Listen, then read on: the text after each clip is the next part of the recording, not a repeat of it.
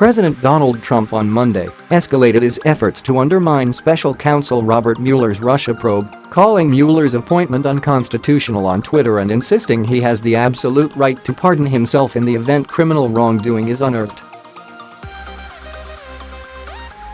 But Trump added that he would have no need to issue such a pardon because he has done nothing wrong.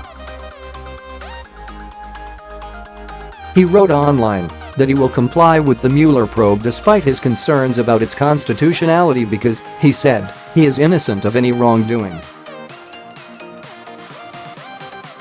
As has been stated by numerous legal scholars, I have the absolute right to pardon myself, but why would I do that when I have done nothing wrong, the president tweeted.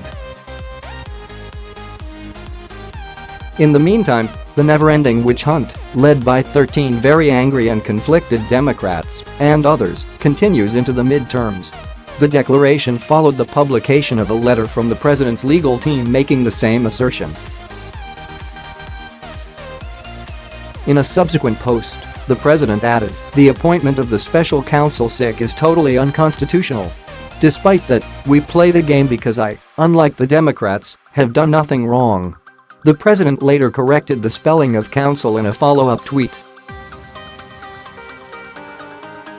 The legal memo, details of which were published over the weekend by the New York Times, is months old and was sent by the president's legal team to the office of Mueller, who is tasked with investigating accusations of Russian interference in the 2016 election and allegations that the Trump campaign colluded in those efforts. Among the subjects believed to be under investigation by Mueller's team are allegations Trump tried to obstruct justice, an allegation that the letter from Trump's legal team argues is invalid because the president, as head of the executive branch of government, has authority over all federal investigations. The Constitution, the letter reads, offers Trump the option to, if he wished, terminate the inquiry or even exercise his power to pardon. The actions by Trump and his legal team mark the latest push to discredit the former FBI director and his federal prosecutors.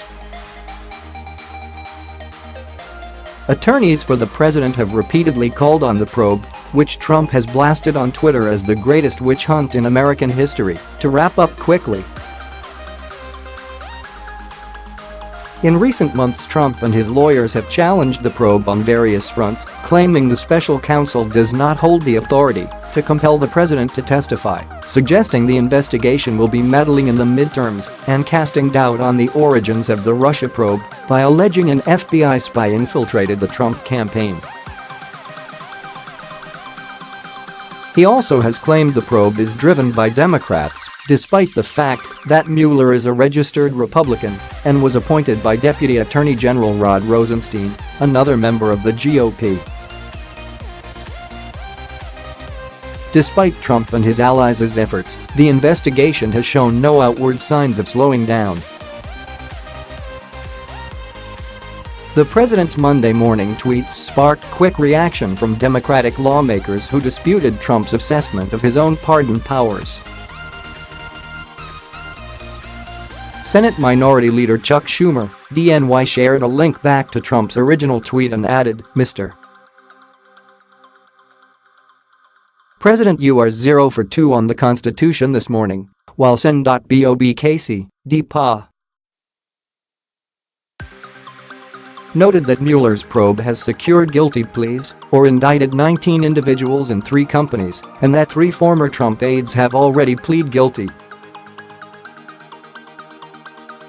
In his own retort, Sen.Ed Markey, D. Massachusetts cited a Justice Department Office of Legal Counsel document published in 1974, 4 days before the resignation of former President Richard Nixon, that reads, "Under the fundamental rule that no one may be a judge in his own case, the president cannot pardon himself." "I know you have attention span problems, but it's the first sentence," Markey wrote, sharing a link to the document. Wary of the prospect of Trump trying to shut down the probe, Democratic lawmakers for months have called on Congress to enact legislation to shield Mueller. Despite a bill to that effect overcoming a key hurdle in Congress, the push has reached an impasse in the Greater Chamber amid opposition from Republican leadership. "This is a piece of legislation that's not necessary in my judgment," McConnell said of the measure during an interview with Fox News in April. "We'll not be having this on the floor of the Senate." Sen. Kirsten Gillibrand, DN. Why renewed calls for the Senate to take up the bill to protect Mueller in the wake of Trump's Monday morning missives. The president's repeated attempts to undermine the special counsel's investigation are extremely troubling. Congress must move to protect it without any delay, Gillibrand tweeted. Counselor to the president Kellyanne Conway echoed the president's tweets, telling Fox and Friends Monday morning that this whole exercise of whether he'll pardon himself is a ridiculous question on its face, because you would pardon yourself if you've done something wrong. Rudy Giuliani, who joined the president's legal team this spring, said Sunday he believes Trump has the legal authority to pardon himself, but the political ramifications would be tough.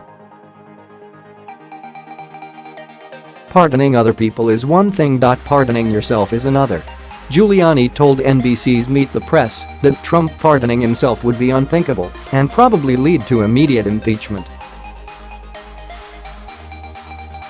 The argument that Mueller's legal team was unconstitutionally formed gained steam last month following an editorial from a prominent conservative judicial scholar. Writing for the Wall Street Journal, Northwestern law professor Stephen Calabresi argued the former FBI director could not conduct such a broad investigation because he was never confirmed by the Senate. The notion was boosted during an interview on Fox News' Hannity, which the president is known to watch at times, where conservative commentator Mark Levin argued Mueller was not given a narrow enough scope of inquiry by the DOJ. "The appointment of Mueller is utterly unconstitutional for a number of reasons," Levin told host Sean Hannity last month. Rod Rosenstein gave him an agenda that is so broad, not a specific individual, not a specific statute, not even a specific matter, and not only was the initial appointment incredibly broad, he keeps expanding it. He added, "So this special counsel's different than past special counsels. He's more like a roving U.